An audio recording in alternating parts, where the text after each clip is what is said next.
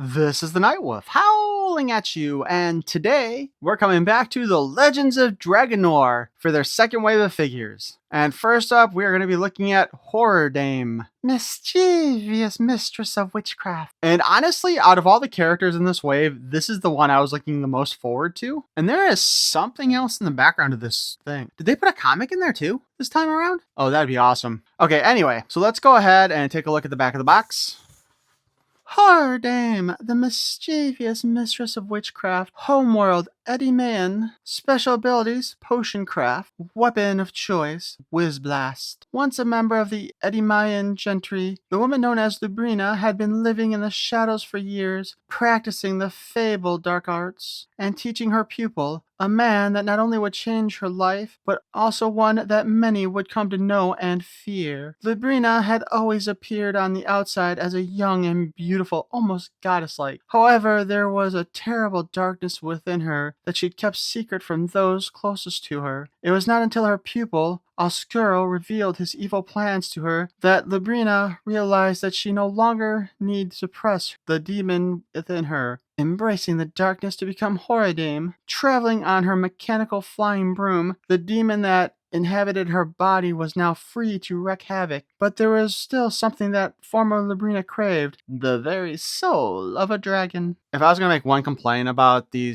back of this package, it's the way they did the background on the info card there. That is so hard to read. Like, if you look at it, the image of the figure herself is all really nice and dark and solid, but everything else is really dotty, and that makes it harder to read the tiny ass text that they're using. Sorry, you guys at Formo. Perhaps next time around you could maybe do something about that. That would be great. So this is also the first figure from this wave that has an action feature aside from articulation and pulling apart and being able to reattach to everything, because you can rotate the tip of her hat and the face changes to the demon. And this figure comes with pieces of a new divine armor. In this case, she comes with the head and the crotch, so she can give head to the crotch. As part of the wave, on the hero side, we have Venatica, Chief Talon, and Ouroboros. Dude, I'm probably messing up these names. For the villain side this time, we have Terraptor, the Brute Terror Caveman, and Horri-Dame. And also, when we go over this, there's also a 3-pack of these cavemen, and there was some issues that people had with this when they were first announced. And we'll talk about that a little bit as well. But let's go ahead and open her up.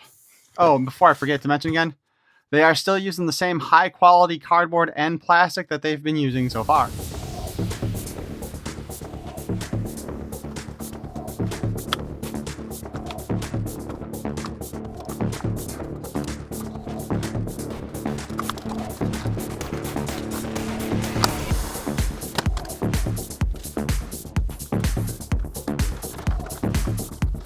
I can't tell if this comic... Oh, I can't tell if this booklet in here is... Okay, it is stuck because the plastic seems to be welded to the plastic. The plastic bag is welded to the plastic. So let's just go ahead and slip that out. This is very specifically meant for her. I don't know if this is included with any of the other figures or not.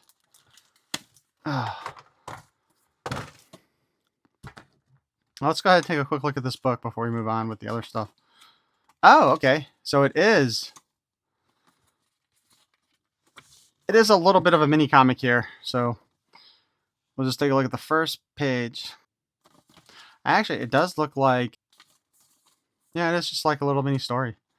What I might have to do is, at the end of this, when all of them are open, maybe I'll go ahead and just do some sort of dub again like I did with the first book. Once a member of the Eddy-Man gentry, Lubrina had been living in the shadows for years, practicing the dark arts and teaching Oscuro. She always appeared young and beautiful, but she had been hiding a fearsome secret. For years, she had kept the demon trapped inside her, hidden from the outside world. Soon, her pupil's schemes had given her the chance to unleash all her dark powers and knowledge. While traveling on her mechanical flying broom, the demon that inhabited her body was free to wreak havoc on the scared people of many worlds. But there was still something she desired above all else: the soul of a dragon. And we got the parts list on the back here. They got the Warriors of the Galaxies pictured over here. I have not ordered any of those. And then we have our second wave of Legends of Dragonore pictured. And yeah, that's the whole thing.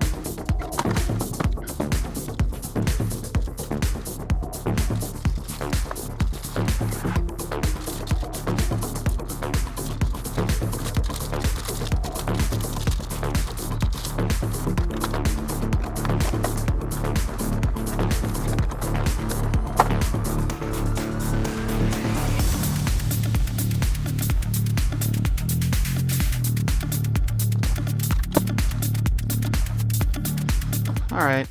That doesn't exactly tell us how to put the broom together, and this broom is also very much bent already. But it looks like the way this is supposed to go. Let's see, if we hold this way like that, then this handle goes in here. Ooh. Oh, shit. No, I guess that's not cracked. It's supposed to be this side, maybe? Okay, it fits that side.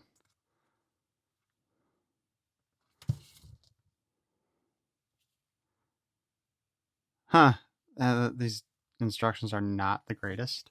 Well, because there's not really any instructions here. And then this. Hopefully it goes on this side. This is weird, because this looks like if you look at this as like the pedal on a motorcycle, kinda.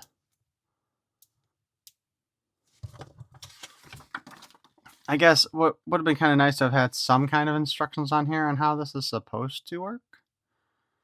Although if we... that's how she's holding it over there. Okay, maybe this is supposed to be on the other side. Not sure if that makes a difference or not. Although it does fit in there a little bit better. Alright, so we got that part taken care of. She's got some ass cheeks going on here. We got to put the hat onto her head. Alright, so this is going to be a challenge trying to get a good look at her head. Man, I wonder if her head... No, it does look like her head's supposed to pop off too. This is kind of interesting, actually. So probably the legs here are the same as our previous figures. As you know, we do have articulation in here with the boot cut. Arms go up and down only. No spin at the wrists. No articulation there. Legs go up and down. They don't spread out or anything. And she has a waist swivel. In this case, though, her head doesn't really turn a whole lot. Obvious interference with the hair and probably her gimmick as well. Let's see. She's got a pretty nice looking face sculpt, though. No pupils or anything. And this is going to be kind of challenging to get, you know, the images on there. Oh. She comes with a couple... Okay, dude. Okay. So we got cloth to put on her afterwards, too. So then we can switch her head around by turning it. And that gives us our demon head, which looks more like a lizard person. It's like she's from the Series V. I'm going to do my best to get pictures of this so that you guys can see it clearly here, because I'm sure the camera is not picking it up as well as I would like, simply because of the lighting. Oh, wait. Maybe you can better see it now. So yeah, that's the head sculpt on the evil side, or the demon side. It's really well done, and I do appreciate that they painted the inside of the mouth black. I am kind of a little disappointed that the tongue's not painted red, but then again, this is mostly a new sculpt altogether, so I'm not going to complain too much. Turn her head around again. Shine the light in there. She's got dark purple lips, which is nice, and dark purple eyeshadow. And then some black eyeliner along the bottom. It looks nice, and I like the lipstick sticking out, which is something we're not seeing in a lot of figures from any other series right now. Her head does come off.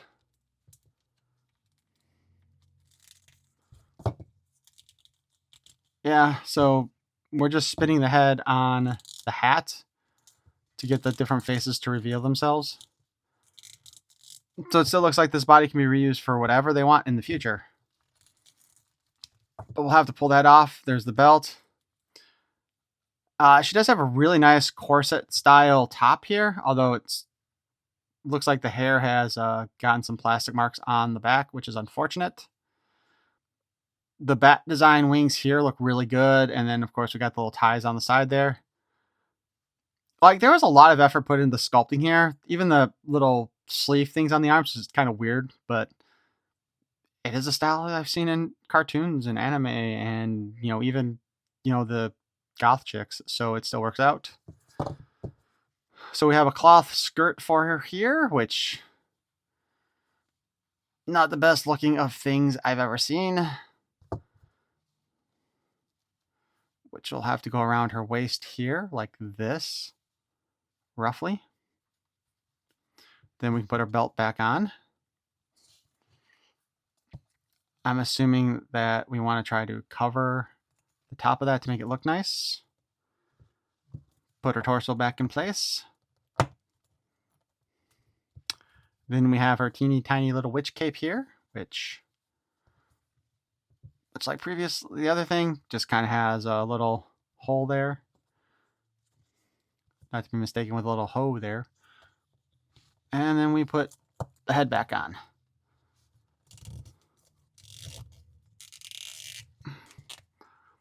With the cape on there, though, because I think it's kind of in the neck, especially, you can kind of see it turning with it. So that is a bit of an issue with that. There we go. I think I pulled it out of the neck, so there's that.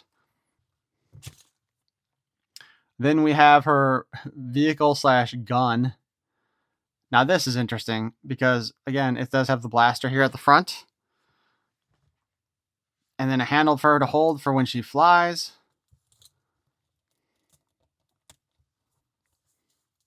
Oh, okay. Maybe that is a secondary handle then.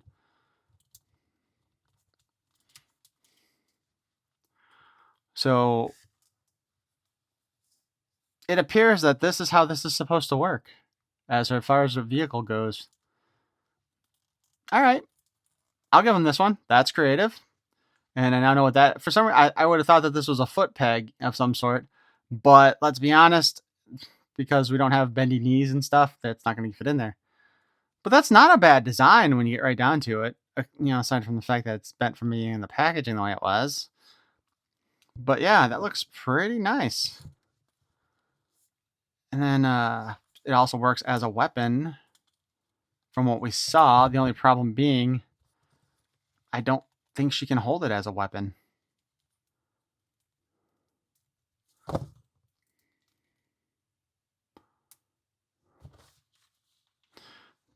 Like, she can hold it up like this, obviously. But unfortunately, the one bad thing here is that they didn't put a handle in here for her to hold it to actually use it like a weapon. So, pretty genius design overall, just missing a couple ideas. And then we do have the two parts of the new armor, but we won't be using that today. I'll do the same thing I've done with the previous rounds and just wait until I've got everything all put together.